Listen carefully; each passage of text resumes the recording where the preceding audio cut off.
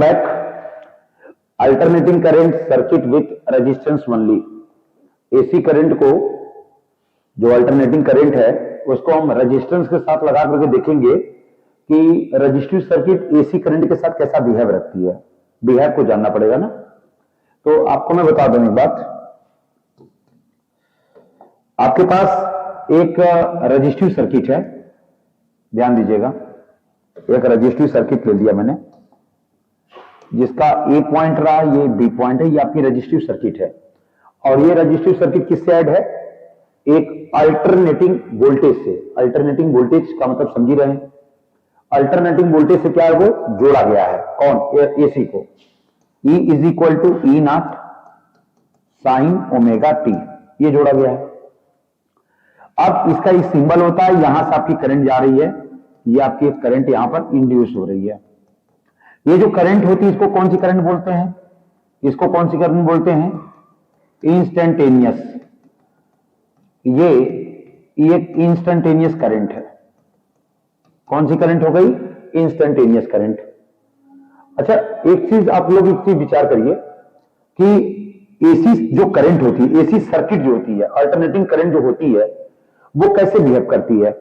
Origin से start होती है, अपने फंक्शन को चेंज करती हुई जाती है। जरा देखिए, ओरिजिन से स्टार्ट हो रही है और अपने फंक्शन को एज ए पेरियोडिक फंक्शन बनाते हुए आगे की तरफ जा रही है। ठीक है, हमने क्या किया? एक रेजिस्टेंस को अल्टरनेटिंग करंट के साथ ऐड किया है। तो जो वोल्टेज हो रहा है, ये जो वोल्टेज है, ये वोल्टेज क्या होता है? चेंज होता है। ये वोल्टेज क्या होता है? चेंज होता है। और किसके साथ चेंज होता है? With respect to time. All types of voltage in alternating current change with respect to time. Time के साथ यदि चेंज हो रहा है, तो आप जरा देखिए, क्योंकि अल्टरनेट है, तो ये देखिए, ये वोल्टेज क्या हो रहा है? कंटिन्यूअस फंक्शन में क्या कर रहा है? चेंज कर रहा है। यानी एक बार प्लस फंक्शन है, माइनस फंक्शन है, प्लस फंक्शन है, माइनस फंक्शन है। क्लियर? अब बात आ रही है कि इसके साथ करंट का रेशियो क्या बनेगा, क्योंकि हमने लगा क्या रखा है? रेजिस्टेंस। जरा देखिएगा कि आप सब लोग जानते हैं कि कोई भी क्लोज सर्किट होती है, क्लोज सर्किट, कोई भी अगर क्लोज सर्किट है, तो वो क्लोज सर्किट किस पर काम करती है? All types of electrical close circuit are developed with the help of the Kirchhoff law. ठीक है, आइए किरचॉफ लॉ की बात करते हैं। किरचॉफ लॉ, जरा देखिए, किरचॉफ लॉ मैं यहां पर देखिए आपको बता रहा हूं। फ्रॉम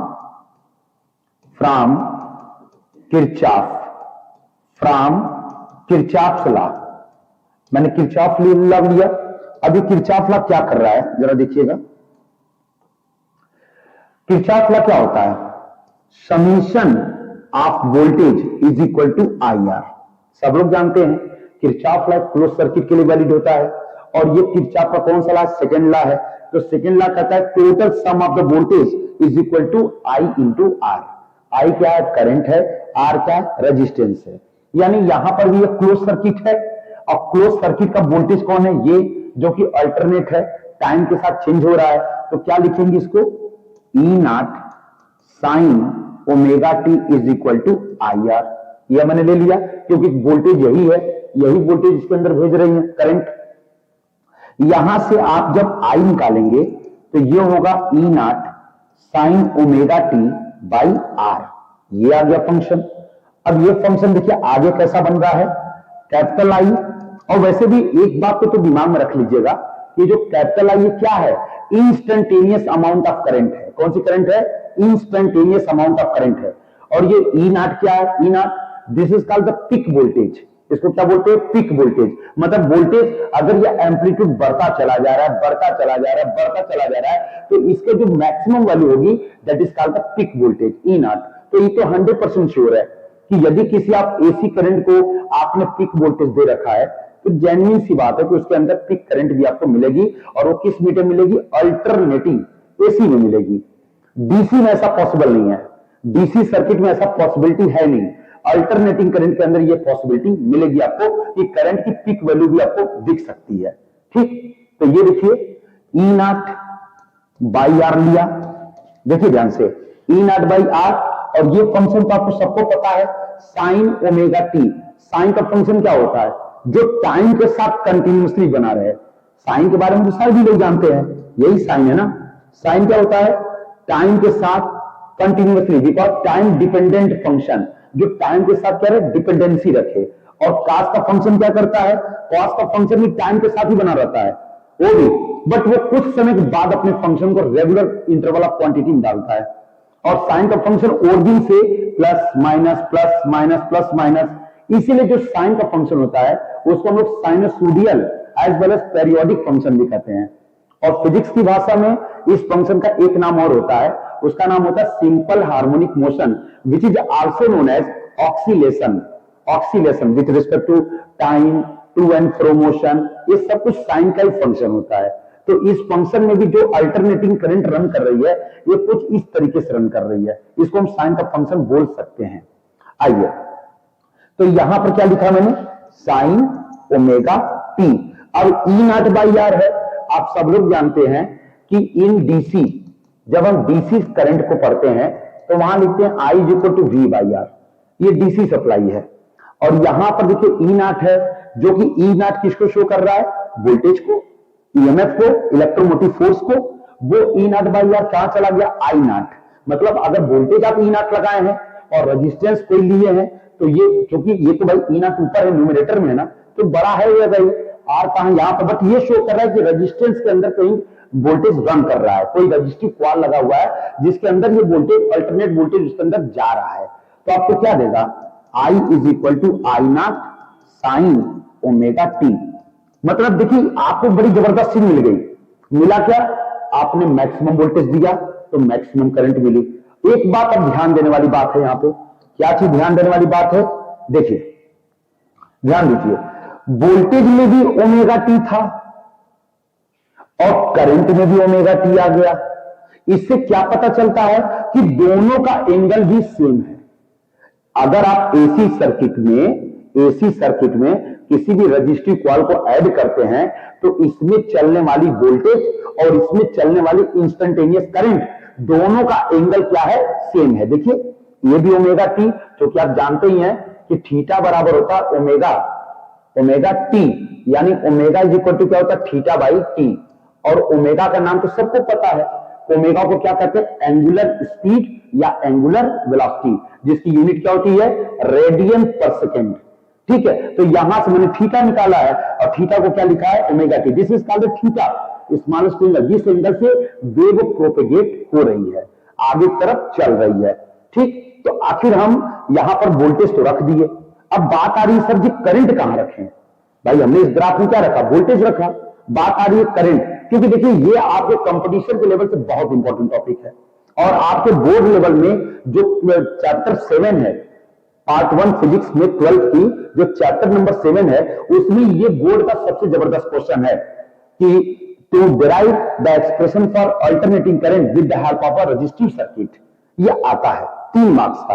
और कंपटीशन के लहजे से बहुत सारे इंपॉर्टेंट पॉइंट इसके अंदर रखा हुआ है कि हमारा ग्राफ कैसे बनेगा, ये हमारा इनपुट है, ये हमारा आउटपुट है, कैसा बनेगा।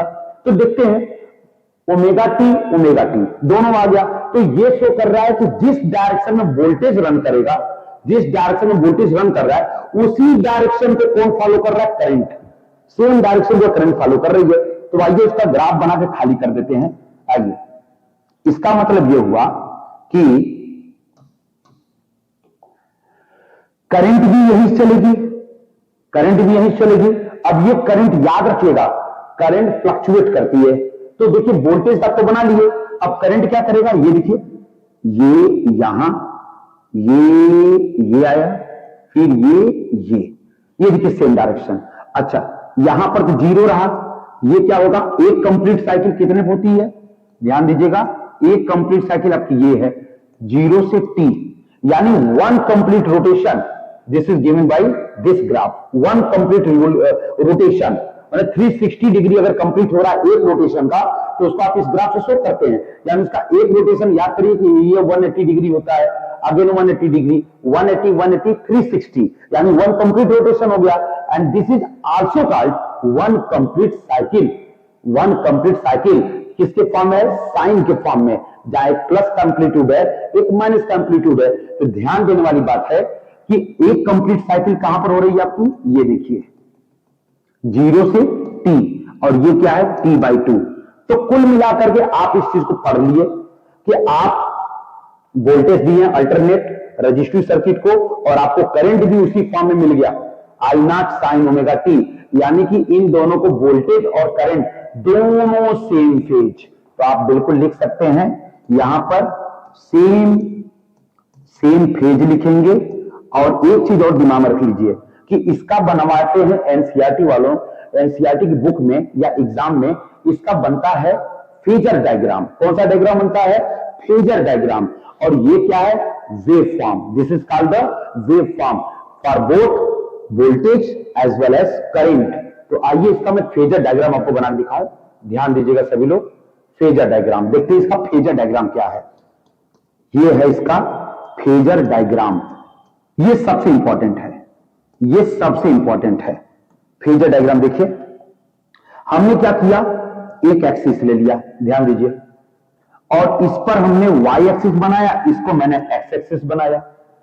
एक्सिस जब भी आप ड्रॉ करिएगा तो आप वोल्टेज पहले ड्रॉ कर दीजिएगा, वोल्टेज कभी नहीं चेंज होगा। क्यों? क्योंकि वोल्टेज तो आप दे रखे हैं। वोल्टेज यहां पर ये चेंज हो सकता है, ये चेंज हो सकता है, ये नहीं चेंज होगा, क्योंकि ये अल्टरनेटिंग वोल्टेज है जो अपनी पोजीशन को चेंज कर रहा है। आप यहां पर इंडक्टिव सर्किट लगा दो, आप यहां कैपेसिटिव सर्किट लगा दो, आपका जो दिल करे वो सर्किट लगा दो, उस सर्किट के अगेंस्ट वो फंक्शन करेगा। ठीक है, तो वोल्टेज तो constant for each and every circuit. So in phasor diagram, phasor diagram देखिए, आपको पहले वोल्टेज सेट कर देना। ये देखिए वोल्टेज, वोल्टेज में लिखेगा ई नॉट। अच्छा, एक बात और ध्यान सुनिए, आपसे कोई ये बात पूछे कि सर ये फेजर डायग्राम बनाते क्यों है, तो all types of phasor diagram in alternating current circuit represent only the peak value of alternating voltage और करंट। मतलब फेजर डायग्राम सिर्फ वोल्टेज और करंट की पीक वैल्यू को रिप्रेजेंट करता है। कौन सी वैल्यू को? पीक वैल्यू को, इंस्टेंटेनियस नहीं, पीक वैल्यू को रिप्रेजेंट करेगा। क्लियर? तो ये रहा ई नॉट। अच्छा, ये बात तो कंफर्म हो गई, लेकिन अपनी सर्किट तो रजिस्टिव थी, तो उसमें करंट तो सेम फेज में आया था। अभी आप देखिए सेम फेज में चल रहा था, उसको कहां ड्रा करेंगे? तो उसको ड्रा करने का सबसे अच्छा तरीका यह है कि डायरेक्शन तो सेम था। ये देखिए मैंने ये डायरेक्शन कितना लिया है, theta is equal to omega t, और ये वाली एक्सिस आपकी टाइम के साथ रन करेगी, ये वाली रेजिस्टेंस के साथ ओरिजिन हुआ। तो बेटा क्या करना है, करना क्या है? देखिए करना यह है कि in resistive circuit voltage are constant but current are making the same direction of the voltage. तो क्या करेंगे, इसी फॉर्म पे एक लाइन खींच लेना, एक लाइन इसी फॉर्म पे ड्रा कर लीजिएगा, और ये लाइन आपकी बन जाएगी आई नॉट। मतलब फेजर डायग्राम ये शो कर रहा है कि एक ही पर्टिकुलर लाइन पर वोल्टेज और करंट दोनों लाई करेंगे, because both are gaining same direction, same propagation as well as same angle also.